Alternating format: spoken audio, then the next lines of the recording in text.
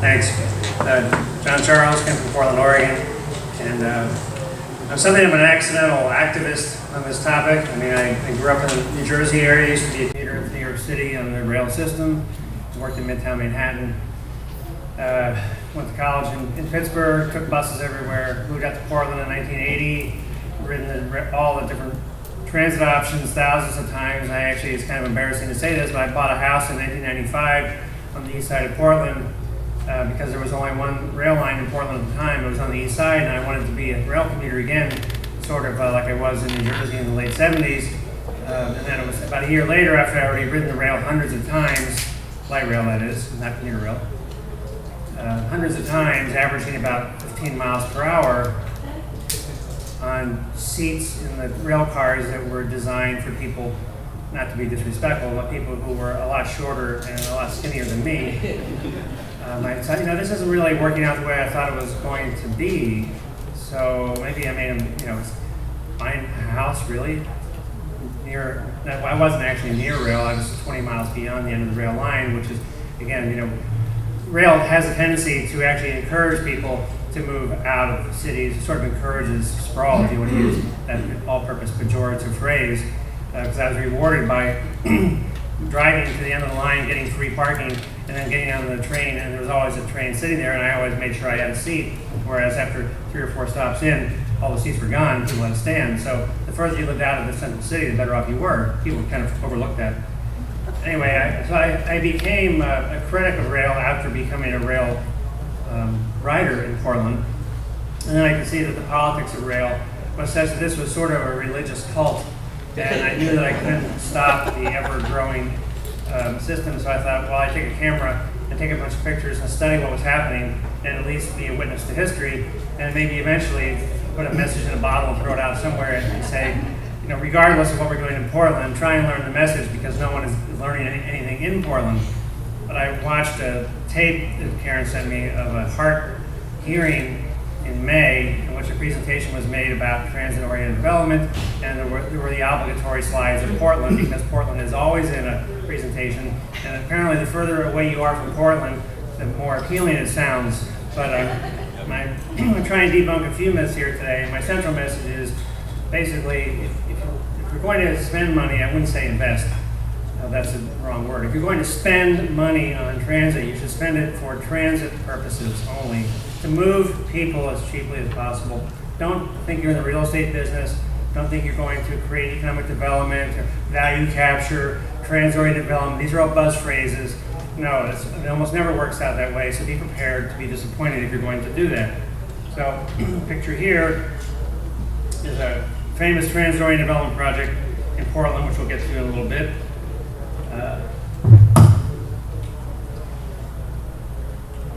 Okay. So, in Portland, most of the TOD is around rail, because there's sort of a rail fascination in Portland. They think that you can't be a rail transit city if you don't have trains. So this is the system that's growing.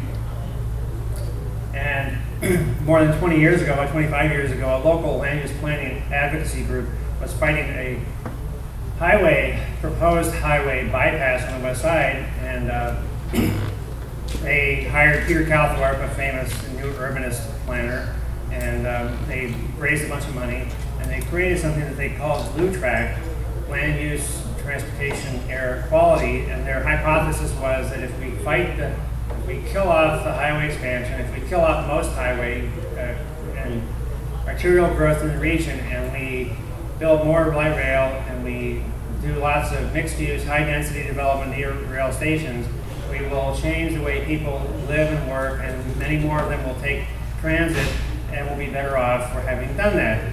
So that was their hypothesis. They didn't call it a hypothesis, they claimed it was much more than that.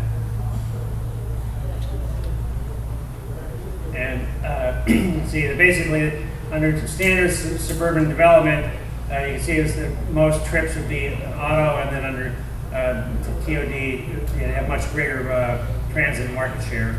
And again, that was what they inserted. And I was watching a HART hearing, like I said, from May, in which they talk about, well, what is TOD? And they always have, all these TOD presentations have these these gauzy kind of architectural renderings. This is a classic Peter Calthorpe rendering of a station called Monica Station for a light rail line that was, at that point, it wasn't yet built. It was going to be built. It was a field of dreams kind of thing. It was a light rail line built through a bunch of cow pastures and woodlands on the west side of Portland where nobody lived. And they sold it to the federal government for the big subsidies by saying, if you'll give us the money, we will use the power, of course, of zoning to make sure that every single thing built near a light rail station will be mixed use and high density. And so, under Peter Calthorpe's vision, you look at this and it's very soothing. Oh, nice color blend, and here's the train, and we don't know what these things really are, but they seem nice, and people kind of get seduced by it. So, El Monica Station, as of about 3 years ago, actually, the light rail line opened in 1998. The whole loop track thing was being pushed successfully, as it turns out, but from the standpoint of advocates. They killed off the bypass project, which was the actual goal.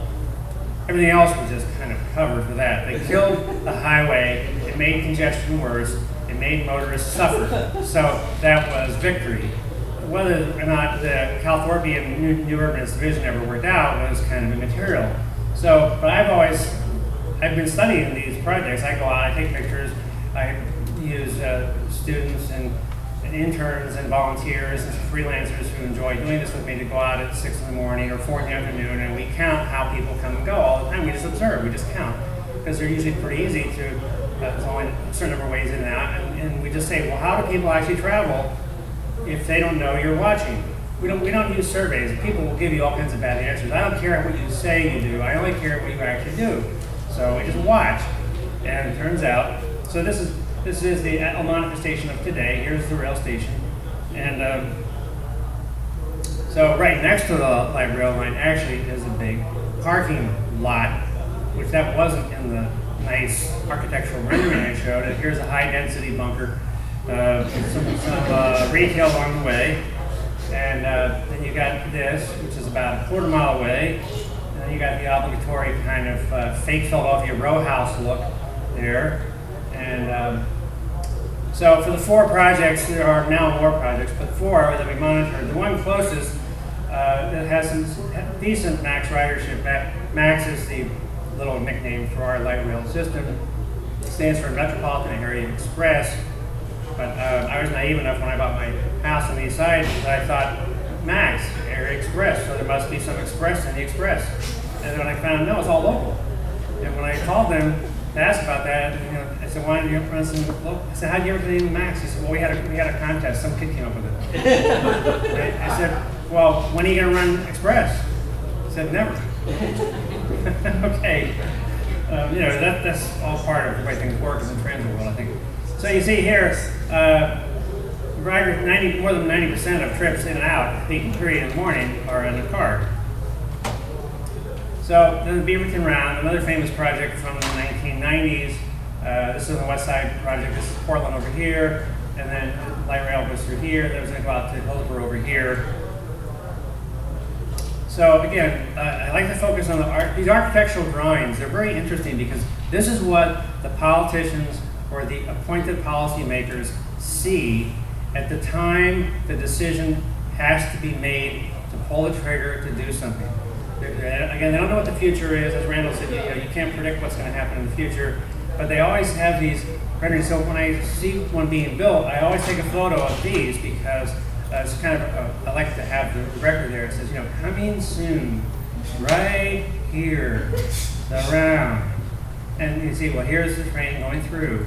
You have this sort of European kind of thing, this clamshell, high-density thing, and then you have the people in the courtyard here. And of course, in the architectural renderings, it's always sunny, never rains in Portland. We all know that. And now, it's interesting. What is the one thing you don't see in this architectural rendering? You don't see any cars, no parking lots, because we're in the post-car economy, apparently. Cars are so, 19th century-ish or something. And so this is a new thing. And so, okay, there was a sunny day there. It was being built. This is basically 1998 or so when I was taking this And then it went bankrupt. So it sat for a while, and it sat for a little while longer. And it turns out it does rain in Portland, and there was some water damage happening. And so they went through 2 different developers who went bankrupt. Here's from the choo-choo along. The train was built, and here's this bare bones project that's not being built yet. Cars in the back. There's a Ford Motor dealership over there. Still is.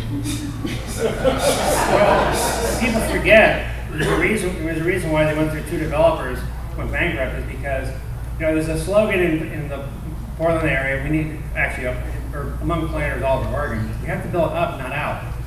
Well, you can build up. Just realize it's going to be expensive. The math doesn't really change. The exact numbers might change, but proportionally speaking, building up, the higher you go, the labor is going to be more expensive. The on-site cranes, the parking, steel, elevators. If you have retail down below, if you have a restaurant with people on top, the building safety codes, electrical fires are going to be way more complicated and expensive. System development charges. Building up, not out, becomes really expensive, and some developers don't realize that until they're already broke. So it finally got built. There's the little trees. People typically aren't hanging around. There's nothing much happening. Oh, okay. Well, there's a train, and that wasn't in the drawing. All these cars. Amazing. And the tallest building in Beaverton, a parking garage. Here's the train right here, parking garage. How'd that happen? Oh, private parking, gated parking behind for the people who live in the lofts.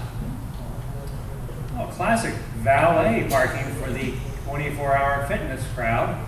Here's the train over here, and then the Hummer's parked right next to the sweatshop there, 24-hour fitness.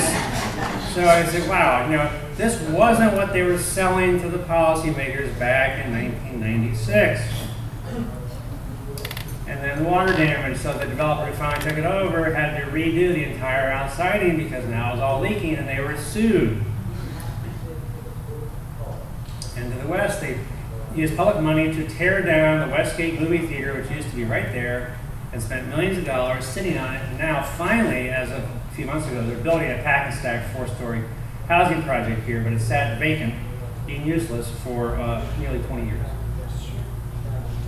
And then we went on to the counts, and you can see that the AMP, with 609 trips max, had a tiny fraction of them, and most people come and go in auto. Here's something on the East Side Max, which is now more than 30 years old. Karen, by the way, I don't see a clock in the room. How are we doing tonight? We've got about 5 minutes. Okay. So this is a nice European kind of chalet thing on the East Side. The train goes right here. Downtown Portland is over here. A city called Gresham is out here. So this opened in 1986, this light rail line. This was a former public school site, and so they had land already available. They flipped the land at below market rates to a developer, and they did a lot of other subsidies to create this thing that otherwise would not have existed. It's called Russellville Commons. Any kind of project in Portland that has the name Commons in it, that's usually a clue that it's some kind of TOD. That's another view of it. It's underbuilt for parking, as always. They think if they punish you and don't provide enough parking, that you will stop owning or using a car. So the streets are always narrow. But it turns out there's a natural experiment going on. Here's Russellville. And this whole thing became massively dense. And the old historic neighborhood up here is 5 units per acre. And 35 years later, it hasn't changed. It escaped the clutches of the planners. So this is the north side neighborhood, 5 units per acre. And if you want to walk to light rail, you end up coming down here, walking here, and then going over to the train. So this was a natural way. I was able to monitor all the trips in and out of these two. It's an experiment.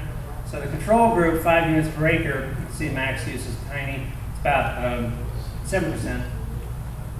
And the Russellville, the new urbanist kind of thing, or the smart growth thing, it was up to about 13%. So you can say, well, it's a success, you see. You increase the density, you put an extra light rail, people change. Well, sure, it went from 7% to 13%, but this is 52 units per acre. The existing neighborhood was 5 units per acre. So I guess if you increase by 10 the density, you might almost double transit use. But that's actually kind of a little disappointing if you think you're going to scale that up on a broad regional basis. Another problem is, here's the train is now more than 30 years old. Here's a distant little house. They made an urban renewal district here because they wanted to densify the region. So I took this in about 2002, nice little house here, yard. And I went back about a decade later, and the elderly gentleman and his wife cutting the wood were gone. Urban growth renewal district, it's almost a half-acre lot here. And wow, okay, so tax abatement, SDC waiver, lots of subsidies, and a big 56-unit drawing available because in the backyard, from a kid's standpoint, this is an awesome neighborhood to be. A huge backyard, mom and dad can see what you're doing outside, where you're goofing around with your friends. But from the standpoint of Portland planners, this is an urban renewal district. That means you have to make a legal finding that this is a blighted neighborhood. This is a blight. We have to get rid of this. You can't have kids hanging around in their own backyard. Because the house there is there, and here's an apartment complex looming over it.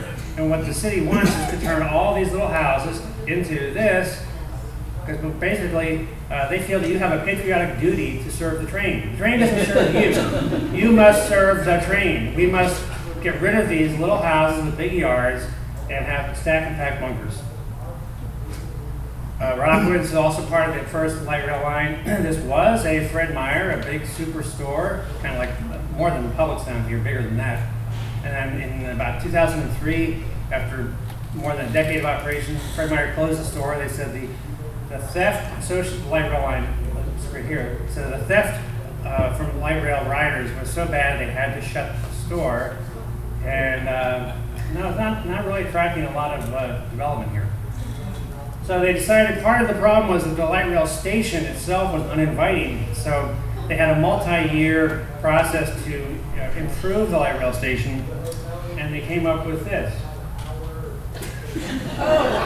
There it is. Now this is not some artifact from the 1970s disco era. People who were tripping on LSD. This is what the best and the brightest of the artistic community in Portland produced only 5 years ago with your subsidies. Thank you very much.